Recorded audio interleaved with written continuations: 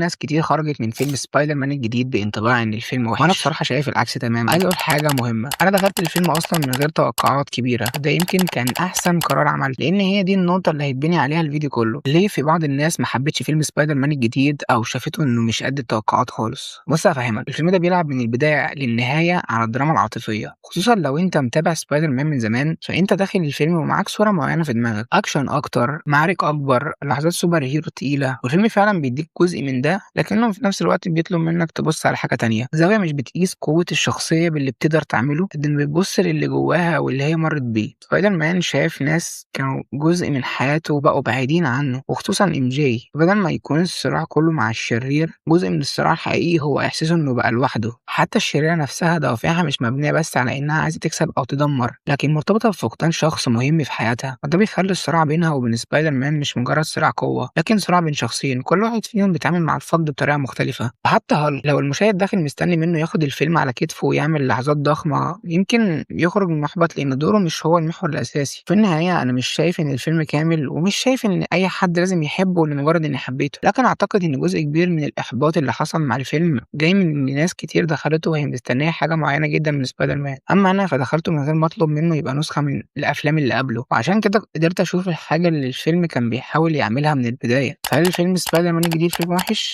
بالنسبه لي لا. هل هو افضل فيلم سبايدر مان؟ برضه لا. لكن هل يستاهل 8 ل 9 من 10؟ لا، انا شايف انه يستاهل. وفي الاخر يمكن المشكله فعلا ما كانش في الفيلم، يمكن المشكله اننا دخلنا واحنا مستنيين فيلم تاني. فهل فعلا انت شايف ان الفيلم وحش او انه ما كانش قد التوقعات، ولا فيلم نقول ان هو كويس؟ بس كده، سلام.